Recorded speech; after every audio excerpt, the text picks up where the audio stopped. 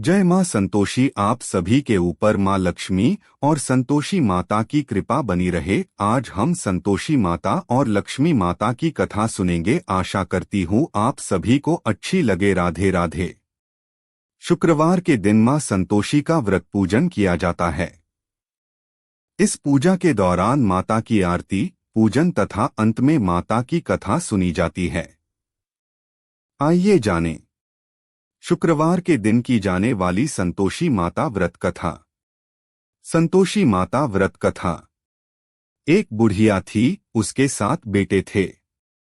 6 कमाने वाले थे जबकि एक निक्कमा था। बुढ़िया 6 बेटों की रसोई बनाती, भोजन कराती और उनसे जो कुछ जूठन बचती वह 7वें को दे देती। एक दिन वह पत्नी से बोला, देखो मेरी माँ को मुझ पर कितना प्रेम है। वह बोली, क्यों नहीं, सबका झूठा जो तुमको खिलाती है। वह बोला, ऐसा नहीं हो सकता है। मैं जब तक आंखों से न देख लूं मान नहीं सकता। बहू हंसकर बोली, देख लोगे तब तो मानोगे। कुछ दिन बाद त्योहार आया। घर में 7 प्रकार के भोजन और चूरमे के लड्डू बने। वह जांचने को सिर दुखने का बहाना कर पतला वस्त्र सिर पर ओढ़े रसोई घर में सो गया। वह कपड़े में से सब देखता रहा। 6 भाई भोजन करने आए।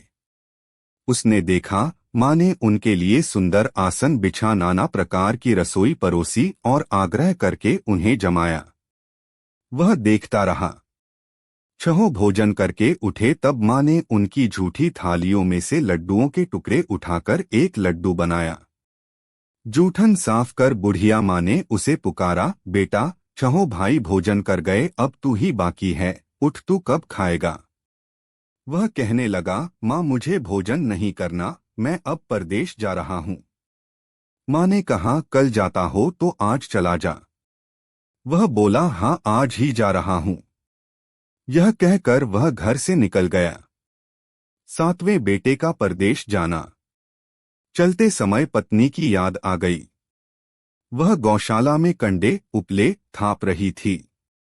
वहां जाकर बोला, हम जावे परदेश आवेंगे कुछ काल। तुम रहियो संतोष से धर्म आपनो पाल। वह बोली, जाओ पिया आनंद से हमारो सोच हटाए। राम भरोसे हम रहें, ईश्वर तुम्हें सहाय। 2 निशानी आपन देख धरु में धीर। सुधी मति हमारी बिसारियो रखियो मन गंभीर। वह बोला, मेरे पास तो कुछ नहीं, यह अंगूठी है सो ले और अपनी कुछ निशानी मुझे दे। वह बोली, मेरे पास क्या है, यह गोबर भरा हाथ है। यह कहकर उसकी पीठ पर गोबर के हाथ की थाप मार दी। वह चल दिया। चलते चलते दूर देश पहुंचा। परदेश में नौकरी। वहां एक साहूकार की दुकान थी। वहां जाकर कहने लगा, भाई मुझे नौकरी पर रख लो। साहूकार को जरूरत थी, बोला, रह जा। लड़के ने पूछा, तनख्वाह क्या दोगे। साहूकार ने कहा, काम देखकर दाम मिलेंगे। साहूकार की नौकरी मिली। वह सुबह 7 बजे से 10 बजे तक नौकरी बजाने लगा। कुछ दिनों में दुकान का सारा लेन देन, हिसाब किताब, ग्राहकों को माल बेचना सारा काम करने लगा। साहूकार के 7-8 नौकर थे, वे सब चक्कर खाने लगे। यह तो बहुत होशियार बन गया। सेठ ने भी काम देखा और 3 महीने में ही उसे आधे मुनाफे का हिस्सेदार बना लिया। वह कुछ वर्ष में ही नामी सेठ बन गया और मालिक सारा कारोबार उस पर छोड़कर चला गया। पति की अनुपस्थिति में सास का अत्याचार। इधर उसकी पत्नी को सास ससुर दुख देने लगे। सारी गृहस्थी का काम करा के उसे लकड़ी लेने जंगल में भेजते। इस बीच घर के आटे से जो भूसी निकलती उसकी रोटी बनाकर रख दी जाती और फूटे नारियल की नारेली में पानी। एक दिन वह लकड़ी लेने जा रही थी। रास्ते में बहुत सी स्त्रियां संतोषी माता का व्रत करती दिखाई दी। संतोषी माता का व्रत। वह वहां खड़ी होकर कथा सुनने लगी और पूछा, बहनों तुम किस देवता का व्रत करती हो और उसके करने से क्या फल मिलता है। यदि तुम इस व्रत का विधान मुझे समझाकर कहोगे तो मैं तुम्हारा बड़ा एहसान मानूंगी। तब उनमें से एक स्त्री बोली, सुनो, यह संतोषी माता का व्रत है। इसके करने से निर्धनता, दरिद्रता का नाश होता है और जो कुछ मन में कामना हो सब संतोषी माता की कृपा से पूरी होती है। तब उसने उससे व्रत की विधि पूछी। संतोषी माता व्रत विधि।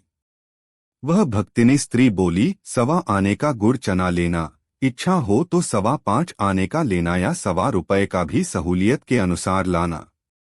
बिना परेशानी और श्रद्धा व प्रेम से जितना भी बन पड़े सवाया लेना। प्रत्येक शुक्रवार को निराहार रहकर कथा सुनना, इसके बीच क्रम टूटे नहीं, लगातार नियम पालन करना। सुनने वाला कोई न मिले तो घी का दीपक जला उसके आगे या जल के पात्र को सामने रखकर कथा कहना। जब कार्य सिद्ध न हो नियम का पालन करना और कार्य सिद्ध हो जाने पर व्रत का उद्यापन करना। 3 मास में माता फल पूरा करती है। यदि किसी के ग्रह खोटे भी हों तो भी माता वर्ष भर में कार्य सिद्ध करती है। फल सिद्ध होने पर उद्यापन करना चाहिए, बीच में नहीं। उद्यापन में 2.5 सेर आटे का खाजा तथा इसी परिमाण से खीर तथा चने का साग करना। 8 लड़कों को भोजन कराना, जहां तक मिले देवर जेठ भाई बंधु के हों, न मिले तो रिश्तेदारों और पास पड़ोसियों को बुलाना। उन्हें भोजन करा यथाशक्ति दक्षिणा दे माता का नियम पूरा करना। उस दिन घर में खटाई न खाना। यह सुन बुढ़िया के लड़के की बहू चल दी। व्रत का प्रण करना और मां संतोषी का दर्शन देना। रास्ते में लकड़ी के बोझ को बेच दिया और उन पैसों से गुड़चना ले माता के व्रत की तैयारी कर आगे चली और सामने मंदिर देखकर पूछने लगी, यह मंदिर किसका है? सब कहने लगे, संतोषी माता का मंदिर है। यह सुनकर माता के मंदिर में जाकर चरणों में लौटने लगी। दीन हो विनती करने लगी, मां मैं निपट अज्ञानी हूँ, व्रत के कुछ भी नियम नहीं जानती, मैं दुखी हूँ। हे माता, जगत जननी मेरा दुख दूर कर, मैं तेरी शरण में हूँ। माता को दया आई। एक शुक्रवार बीता कि दूसरे को उसके पति का पत्र आया और तीसरे शुक्रवार को उसका भेजा हुआ पैसा पहुंचा। यह देख जेठ जेठानी मुंह सिकोड़े लगे। लड़के ताने देने लगे, काकी के पास पत्र आने लगे, रुपया आने लगा, अब तो काकी की खातिर बढ़ेगी। बेचारी सरलता से कहती, भैया कागज आवे रुपया आवे, हम सब के लिए अच्छा है। ऐसा कहकर आंखों में आंसू भरकर संतोषी माता के मंदिर में मातेश्वरी के चरणों में गिरकर रोने लगी। मां मैंने तुमसे पैसा कब मांगा है? मुझे पैसे से क्या काम है? मुझे तो अपने सुहाग से काम है। मैं तो अपने स्वामी के दर्शन मांगती हूँ। तब माता ने प्रसन्न होकर कहा, जा बेटी, तेरा स्वामी आएगा। यह सुनकर खुशी से बावली होकर घर में जा काम करने लगी। अब संतोषी माँ विचार करने लगी, इस भोली पुत्री को मैंने कह तो दिया कि तेरा पति आएगा, लेकिन कैसे? वह तो इसे स्वप्न में भी याद नहीं करता। उसे याद दिलाने को मुझे ही जाना पड़ेगा। इस तरह माताजी उस बुढ़िया के बेटे के पास जा स्वप्न में प्रकट हो कहने लगी, साहूकार के बेटे, सो रहा है या जागता है? वह कहने लगा, माता सोता भी नहीं, जागता भी नहीं हूं, कहो क्या आज्ञा है? मां कहने लगी, तेरे घर बार कुछ है कि नहीं? वह बोला, मेरे पास सब कुछ है, मां बाप है, बहू है, क्या कमी है? मां बोली, भोले पुत्र, तेरी बहू घोर कष्ट उठा रही है, तेरे मां बाप उसे परेशानी दे रहे हैं। वह तेरे लिए तरस रही है, तू उसकी सुध ले। वह बोला, हाँ माता जी, यह तो मालूम है, परंतु जाऊं तो कैसे? परदेश की बात है, लेन देन का कोई हिसाब नहीं, कोई जाने का रास्ता नहीं आता, कैसे चला जाऊं? मां कहने लगी, मेरी बात मान, सवेरे नहा धोकर संतोषी माता का नाम ले, घी का दीपक जला, दंडवत कर दुकान पर जा बैठ। देखते देखते सारा लेन देन चुक जाएगा, जमा का माल बिक जाएगा, सांझ होते होते धन का भारी ढेर लग जाएगा। अब बूढ़े की बात मानकर वह नहा धोकर संतोषी माता को दंडवत घी का दीपक जला दुकान पर जा बैठा। थोड़ी देर में देने वाले रुपया लाने लगे, लेने वाले हिसाब लेने लगे। कोठे में भरे सामान के खरीदार नकद दाम दे सौदा करने लगे। शाम तक धन का भारी ढेर लग गया। मन में माता का नाम ले चमत्कार देख प्रसन्न हो घर ले जाने के वास्ते गहना कपड़ा सामान खरीदने लगा। यहाँ काम से निपट तुरंत घर को रवाना हुआ।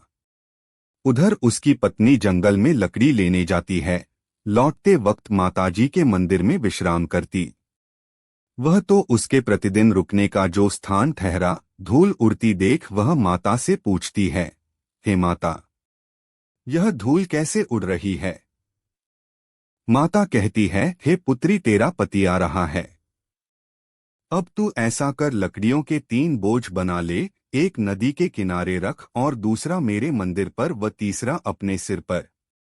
तेरे पति को लकड़ियों का गट्ठर देख मोह पैदा होगा, वह यहाँ रुकेगा, नाश्ता पानी खाकर माँ से मिलने जाएगा। तब तू लकड़ियों का बोझ उठाकर जाना और चौक में गट्ठर डालकर जोर से आवाज लगाना, लो सासू जी, लकड़ियों का गट्ठर लो, भूसी की रोटी दो, नारियल के खेपरे में पानी दो, आज मेहमान कौन आया है। माताजी से बहुत अच्छा कहकर वह प्रसन्न मन से लकड़ियों के 3 गट्ठर बनाई।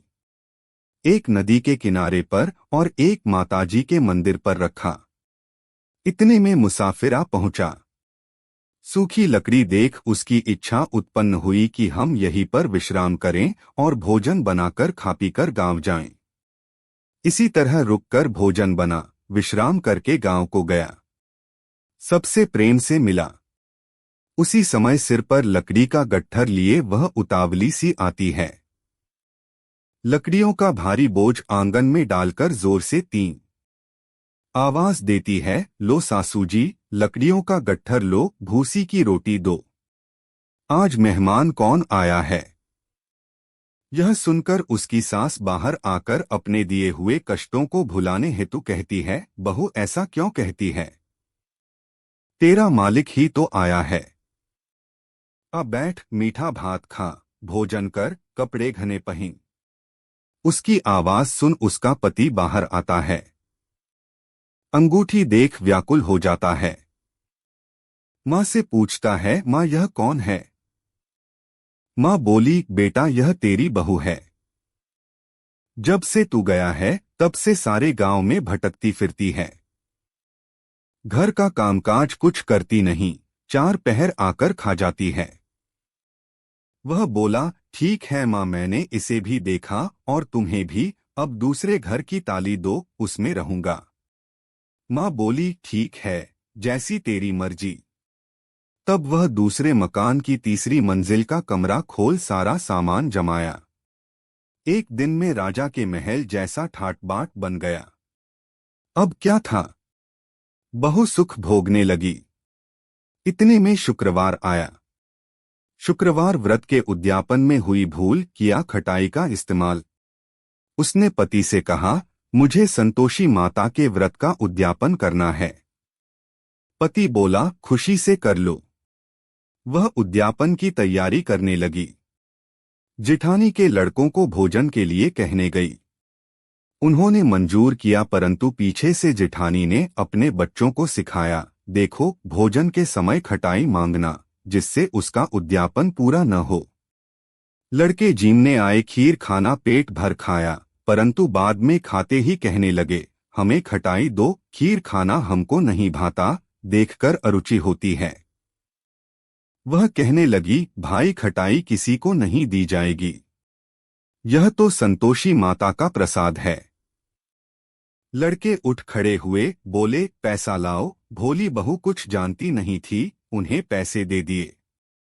लड़के उसी समय हट करके इमली खटाई ले खाने लगे। यह देखकर बहू पर माताजी ने कोप किया। राजा के दूत उसके पति को पकड़कर ले गए।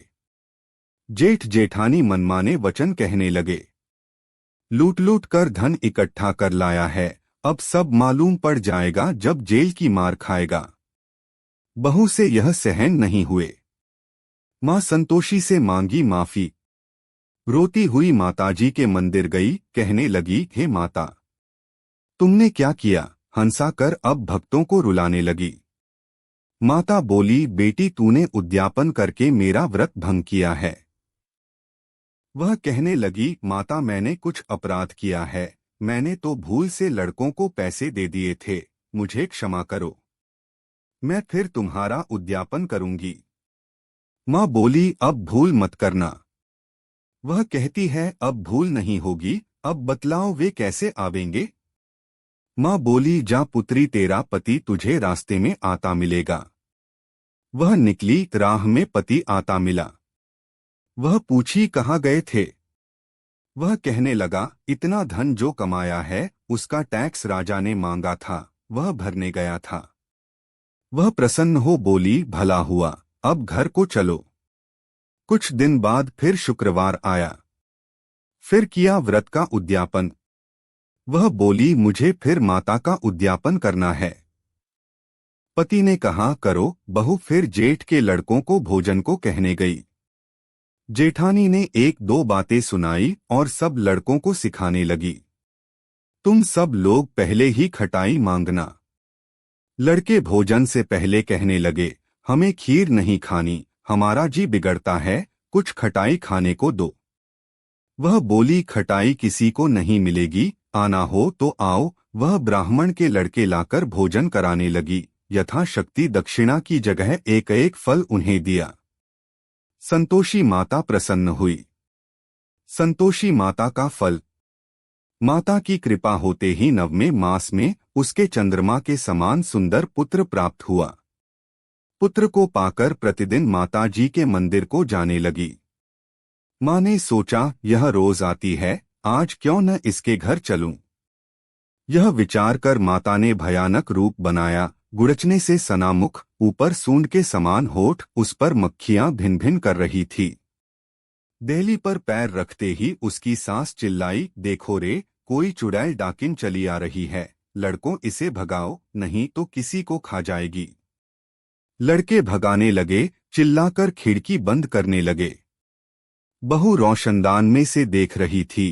प्रसन्नता से पगली बन चिल्लाने लगी, आज मेरी माताजी मेरे घर आई है। वह बच्चे को दूध पीने से हटाती है।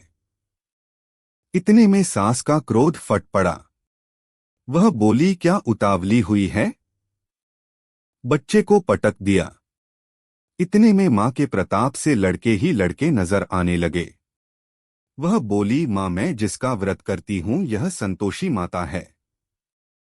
सबने माताजी के चरण पकड़ लिए और विनती कर कहने लगे, हे माता, हम मूर्ख हैं, अज्ञानी हैं, तुम्हारे व्रत की विधि हम नहीं जानते, व्रत भंग कर हमने बड़ा अपराध किया है, जग माता आप हमारा अपराध क्षमा करो। इस प्रकार माता प्रसन्न हुई। बहू को प्रसन्न हो जैसा फल दिया वैसा माता सबको दे, जो पढ़े उसका मनोरथ पूर्ण हो। बोलो संतोषी माता की जय। अब सुनते हैं माता लक्ष्मी की कथा। मां लक्ष्मी देवी को प्रसन्न करने वाला अद्भुत चमत्कारिक सुख, संपत्ति और शांति देने वाला वैभव लक्ष्मी व्रत। यह व्रत शीघ्र फलदायी है, किंतु फल न मिले तो 3 माह के बाद इस व्रत को फिर से शुरू करना चाहिए और जब तक मनवांछित फल न मिले तब तक यह व्रत 3-3 महीने पर करते रहना चाहिए, तो कभी भी इस व्रत का फल अवश्य मिलता ही है। व्रत विधि शुरू करने से पहले की विधि। श्री यंत्र के सामने देखकर श्री यंत्र को प्रणाम कर, ऐसा बोलकर श्री यंत्र को प्रणाम करे। पूजा के समय आपके पास वैभव लक्ष्मी व्रत पुस्तक होना अत्यंत आवश्यक है। बाद में लक्ष्मी जी के नीचे मुताबिक 8 स्वरूप की छवियों को प्रणाम करे। धन लक्ष्मी एवं वैभव लक्ष्मी माँ का स्वरूप।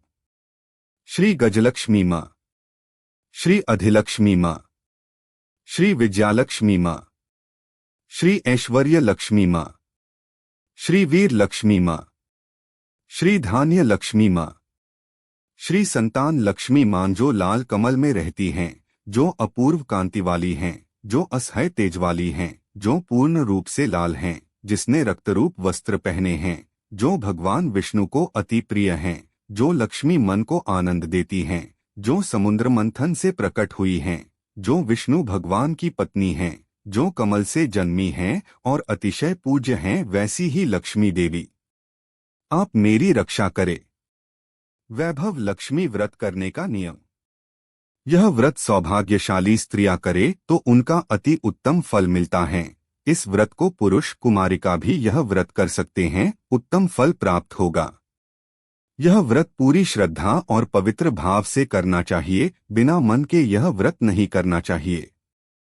यह व्रत शुक्रवार को किया जाता है। व्रत शुरू करते वक्त 11 या 21 शुक्रवार की मन्नत बिखनी पड़ती हैं और शास्त्रीय विधि के अनुसार ही उद्यापन विधि करनी चाहिए। यह विधि सरल है, किंतु शास्त्रीय विधि अनुसार व्रत नहीं करने पर जरा भी फल प्राप्त नहीं होता। एक बार व्रत करने पूरा करने के पश्चात फिर मन्नत कर सकते हैं और फिर व्रत कर सकते हैं। माता लक्ष्मी देवी के अनेक स्वरूप हैं, उनमें उनका धन लक्ष्मी स्वरूप ही वैभव लक्ष्मी है और माता लक्ष्मी को श्री यंत्र अत्यंत प्रिय हैं। व्रत करते समय मां लक्ष्मी के हर स्वरूप को और श्री यंत्र को प्रणाम करना चाहिए, तभी व्रत का फल मिलता है। अगर हम इतनी भी मेहनत नहीं कर सकते तो लक्ष्मी देवी भी हमारे लिए कुछ करने को तैयार नहीं होगी और हम सब पर मां की कृपा नहीं होगी। व्रत के दिन सुबह से ही जय मां लक्ष्मी मन में बोलते रहना है। मां को पूरे मन से स्मरण करना आवश्यक है। व्रत पूरा होने पर कम से कम 7 स्त्रियों को या आपकी इच्छा के अनुसार 11, 21, 51, 101 स्त्रियों को वैभव लक्ष्मी व्रत की पुस्तक कुमकुम का तिलक करके भेंट के रूप में देनी चाहिए। जितनी ज्यादा पुस्तक आप देंगी उतना ही ज्यादा मां लक्ष्मी की कृपा आप पर होगी। व्रत के शुक्रवार को स्त्री रजस्वला हो या सुवा बटा सुतक हो तो यह व्रत छोड़ देना चाहिए, बाद के शुक्रवार करना चाहिए। मन्नत के पूरे शुक्रवार करना आवश्यक है। व्रत की विधि शुरू करते वक्त लक्ष्मी स्तवन का एक बार पाठ करना आवश्यक है। व्रत के दिन हो सके तो उपवास करना चाहिए और शाम को प्रसाद लेकर शुक्रवार करना चाहिए। अगर न हो सके तो फलाहार या एक बार भोजन कर सकते हैं। अगर व्रतधारी का शरीर अत्यंत कमजोर है तो 2 बार भोजन कर सकते हैं। सबसे महत्व की बात यह है कि व्रतधारी की मां लक्ष्मी पर पूरी श्रद्धा होनी चाहिए। वैभव लक्ष्मी मां आप पर प्रसन्न हो। वैभव लक्ष्मी व्रत कथा। एक बड़ा शहर था। इस शहर में लाखों लोग रहते थे। पहले के जमाने के लोग साथ साथ रहते थे और एक दूसरे के काम आते थे, पर नए जमाने के लोगों का स्वरूप ही अलग सा है। सब अपने अपने काम में व्यस्त रहते हैं, किसी को किसी की परवाह नहीं। घर के सदस्यों को भी एक दूसरे की परवाह नहीं होती। भजन कीर्तन, भक्ति भाव, दया माया, परोपकार जैसे संस्कार कम हो गए। शहर में बुराइयां बढ़ गई थी। शराब, जुआ, रेस, व्यभिचार, चोरी, डकैती वगैरह बहुत गुनाह शहर में होते थे। कहावत है कि हजारों निराशा से एक अमर आशा छिपी हुई है। इसी तरह इतनी बुराइयों के बाद शहर में कुछ अच्छे लोग भी रहते थे। ऐसे अच्छे लोगों में शीला और उसके पति की गृहस्थी मानी जाती थी। शीला धार्मिक प्रकृति की और संतोषी थी। उसका पति भी विवेकी और सुशील था। शीला और उनका पति ईमानदारी से जीते थे। वे किसी को बुराई न थे और प्रभु भजन में अच्छी तरह समय व्यतीत कर रहे थे। उनकी गृहस्थी आदर्श गृहस्थी थी और शहर के लोग उनकी गृहस्थी की सहायता करते थे। शीला की गृहस्थी इसी तरह कुशी चल रही थी, पर कहा जाता है कि कर्म की गति अटल है। विधाता के लिखे लेख कोई नहीं समझ सकता है। इंसान का नसीब पल भर में राजा को रंक बना देता है और रंक को राजा। शीला के पति के अगले जन्म के कर्म भोगने बाकी रह गए होंगे कि वह बुरे लोगों से दोस्ती कर बैठा। वह जल्द ही करोड़पति होने का ख्वाब देखने लगा, इसलिए वह गलत रास्ते पर चढ़ गया और करोड़पति के बजाय रोड़पति बन गया। यानी रास्ते के भिखारी के समान उसकी हालत हो गई थी। शहर में शराब, जुआ, रेस, चरस, गांजा वगैरह बुराइयों फैली हुई थी। उसमें शीला का पति फंस गया। दोस्तों के साथ उसे भी शराब की आदत हो गई। जल्द से जल्द पैसे वाला बनने का लालच में दोस्तों के साथ जुआ भी खेलने लगा। इस तरह बचाई हुई धन राशि जुए में हार गया था। शीला सुशील और संस्कारी स्त्री थी। उसको पति के बर्ताव से बहुत दुख हुआ, किंतु वह भगवान पर भरोसा करके बड़ा दिल रखकर दुख क्षने लगी। कहा जाता है कि सुख के पीछे दुख और दुख के पीछे सुख आता ही है, इसलिए दुख के पीछे सुख आएगा ही। इसी श्रद्धा के साथ शीला प्रभु कीर्तन में लीन रहने लगी। इस तरह शीला असहाय दुख सहते सहते प्रभु में वक्त बिताने लगी। अचानक एक दिन दोपहर को उनके द्वार पर किसी ने दस्तक दी। शीला सोच में पड़ गई कि मुझ जैसे गरीब के घर इस वक्त कौन आया होगा। फिर भी द्वार पर आए हुए अतिथि को आदर करना चाहिए, ऐसे आर्य धर्म के संस्कार वाली शीला ने खड़े होकर द्वार खोला। देखा तो सामने एक माँ जी खड़ी थी। वे बड़ी उम्र की लगती थी, किंतु उसके चेहरे पर अलौकिक तेज निखर रहा था। उनकी आंखों में मानो अमृत भर रहा था। उनका भव्य चेहरा करुणा और प्यार से छलकता था। उनको देखते ही शीला के मन में अपार शांति छा गई। वैसे शीला इस माँ जी को पहचानती न थी, फिर भी उनको देखकर शीला के रोम रोम में आनंद छ गया। शीला माँ जी को आदर से घर ले आई। घर में बिठाने के लिए कुछ नहीं था, अत न सकुचाकर फटी हुई चद्दर पर उनको बिठाया। माँ जी ने कहा, क्यों शीला, मुझे पहचाना नहीं? शीला ने सकुचाकर कहा, माँ, आपको देखते ही बहुत खुशी हो रही है, बहुत शांति मिल रही है। ऐसा लगता है कि मैं बहुत दिनों से जिसे ढूंढ रही थी वे आप ही हैं, पर मैं आपको पहचान नहीं सकती। माँ जी ने हंसकर कहा, क्यों भूल गई? हर शुक्रवार को लक्ष्मी जी के मंदिर में भजन कीर्तन होते हैं, तब मैं भी वहां आती हूँ। वहां हर शुक्रवार हम मिलते हैं। पति गलत रास्ते पर चढ़ गया, तब से शीला बहुत दुखी हो गई थी और दुख के मारी वह लक्ष्मी जी के मंदिर भी नहीं जाती थी। बाहर के लोगों से नजर मिलते भी उसे शर्म आने लगती थी। उसने यादाश्त पर भी जोर दिया, पर उसे कुछ याद नहीं आ रहा था। तब माजी ने कहा, तू लक्ष्मी मंदिर में कितने मधुर भजन गाती थी, आजकल तू दिखाई नहीं देती, इसलिए मुझे हुआ कि तुम क्यों नहीं आती हो। कहीं बीमार तो नहीं हो गई है न? ऐसा सोचकर मैं तुझे मिलने चली आई हूँ। माँ जी के अति प्रेम के शब्दों से शीला का हृदय पिघल गया। उसकी आंखों में आंसू आ गए। यह देखकर माँ जी शीला के नजदीक और उसकी सिसकती पीठ प्यार भरा हाथ रखकर सांत्वना दी। माँ जी ने कहा, बेटी, सुख और दुख तो धूप और छाया जैसी होती हैं। सुख के पीछे दुख और दुख के पीछे सुख आता है। धैर्य रखो बेटी। और तुझे क्या परेशानी है? तेरे दुख की बात मुझे सुना, तेरा मन भी हल्का हो जाएगा। तेरे दुख का कोई न कोई उपाय तो मिल ही जाएगा। माँ जी की बात सुनकर शीला के मन में कुछ तसल्ली हुई। उसने माँ जी से कहा, माँ, मेरी गृहस्थी में भरपूर प्रेम और खुशियाँ थी। मेरे पति भी सुशील थे। भगवान की कृपा से किसी चीज की कोई कमी नहीं थी, संतोष था। हम शांति से गृहस्थी चलाते, परस्पर भक्ति में अपना समय व्यतीत करते थे। यकायक हमारा भाग्य हमसे रूठ गया। मेरे पति की बुरे लोगों से दोस्ती हो गई। खराब संगत की वजह से शराब, जुआ, रेस, चरस, गांजा वगैरह खराब आदत के शिकार हो गए और उन्होंने सब कुछ खो दिया और हम भिखारी जैसे हो गए। यह सुन माँ जी ने कहा, सुख के बाद दुख और दुख के बाद सुख तो आता ही है। ऐसा भी कहा जाता है कि कर्म की गति न्यारी होती है। हर इंसान को अपने कर्म भुगतने ही पड़ते हैं, इसलिए तू चिंता मत कर।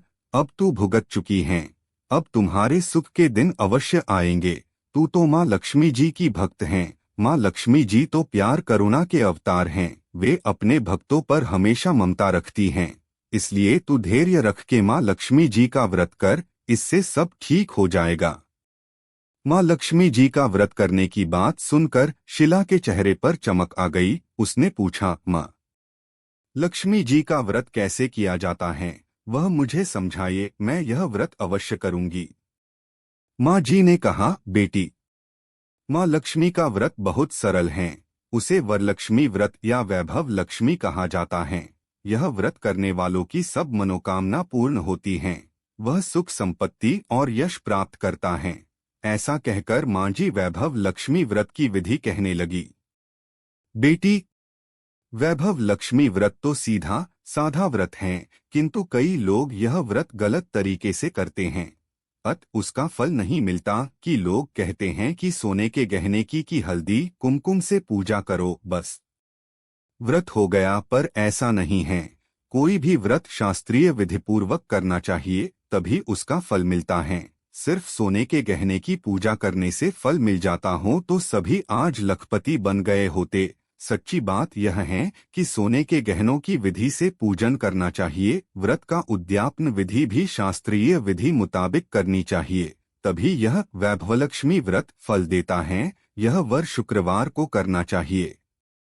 सुबह में स्नान करके स्वच्छ कपड़े पहनो और सारा दिन मन में जय माँ लक्ष्मी का रटन करते रहो। किसी से चुगली नहीं करनी चाहिए। शाम को पूर्व दिशा में मुंह रख सके, इसी तरह आसन पर बैठ जाओ।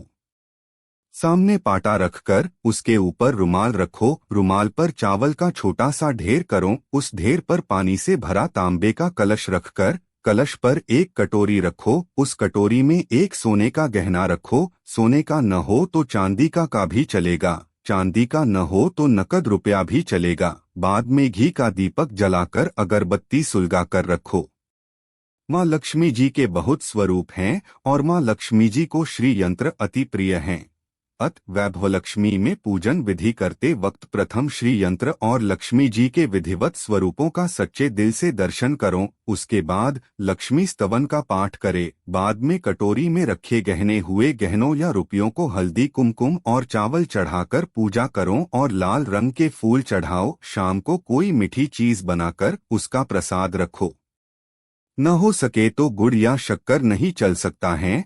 फिर आरती करके 11 बार सच्चे हृदय से जय मां लक्ष्मी बोलो।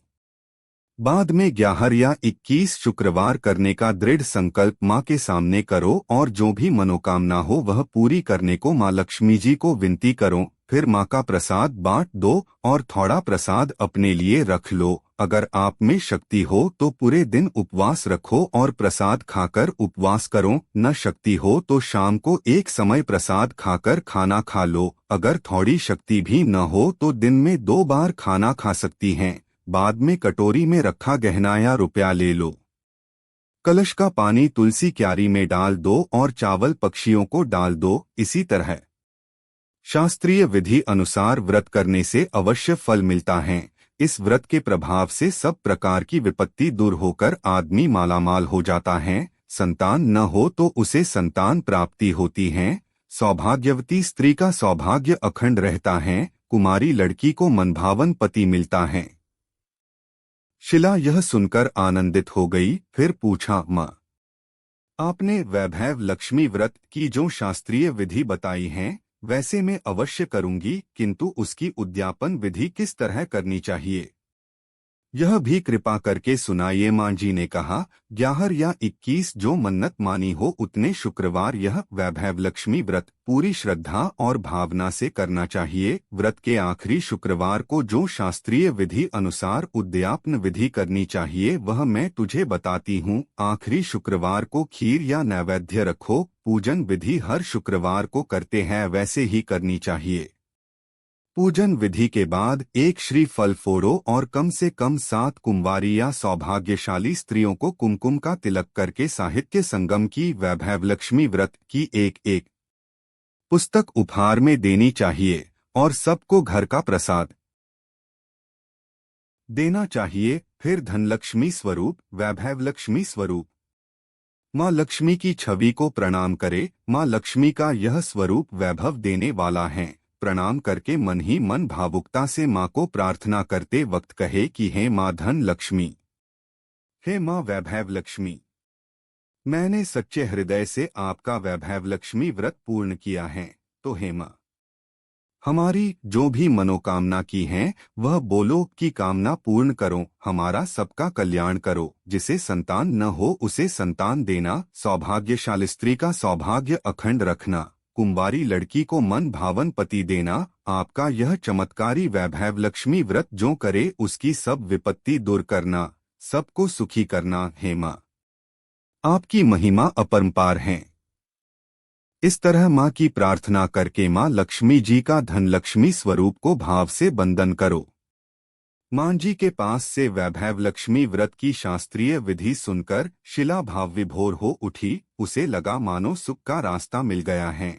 उसने आंखें बंद करके मन ही मन उसी क्षण संकल्प लिया कि हे वैभव लक्ष्मी माँ, मैं भी मां जी के कहे मुताबिक श्रद्धा से शास्त्रीय विधि अनुसार वैभव लक्ष्मी व्रत 21 शुक्रवार तक करूंगी और व्रत की शास्त्रीय विधि अनुसार उद्यापन विधि करूंगी।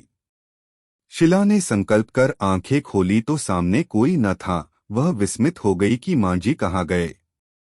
यह मां जी दूसरा कोई न था, साक्षात लक्ष्मी जी ही थी। शिला लक्ष्मी जी की भक्त थी।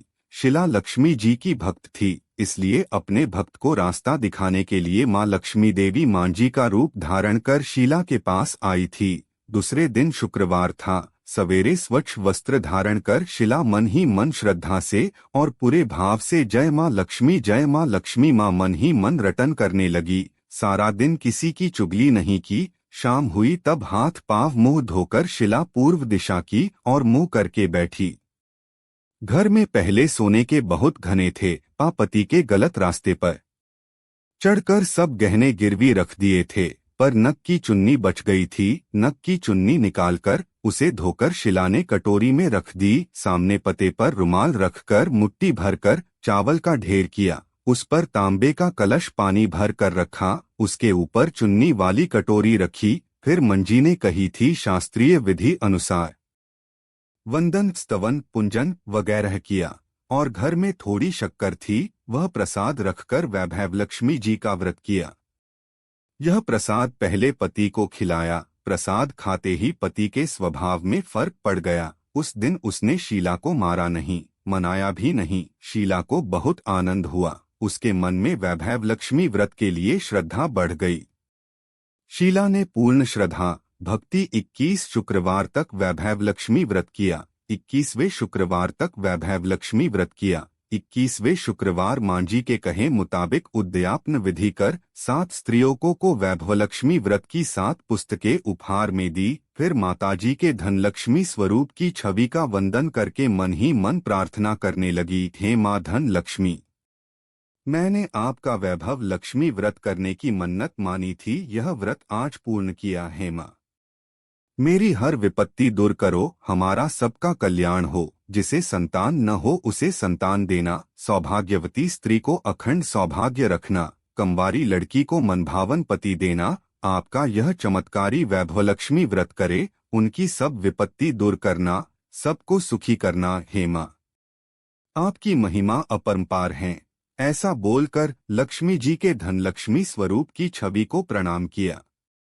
इस तरह शास्त्रीय विधिपूर्वक शीला ने श्रद्धा से व्रत किया और तुरंत ही उसे फल मिला। उसका पति गलत रास्ते पर चला गया था। वह अच्छा आदमी हो गया और कड़ी मेहनत करके व्यवसाय करने लगा। मां लक्ष्मी जी के वैभव लक्ष्मी व्रत के प्रभाव से उसको ज्यादा मुनाफा होने लगा। उसने तुरंत शीला के गिरवी रखे गहने छुड़ा लिए। घर में धन की बाढ़ सी आ गई। घर में पहले जैसी शांति छा गई। वैभवलक्ष्मी व्रत का प्रभाव देखकर मोहल्ले की दूसरी स्त्रियों भी शास्त्रीय विधिपूर्वक वैभवलक्ष्मी व्रत करने लगी। हे धनलक्ष्मी मां, आप जैसे शीला पर प्रसन्न हुई, उसी तरह आपका व्रत करने वाले सब पर प्रसन्न होना, सबको सुख शांति देना। जय धनलक्ष्मी मां, जय वैभवलक्ष्मी मां। अगर आपको मेरी यह कथा अच्छी लगे तो कमेंट में जय मां लक्ष्मी जरूर लिखे।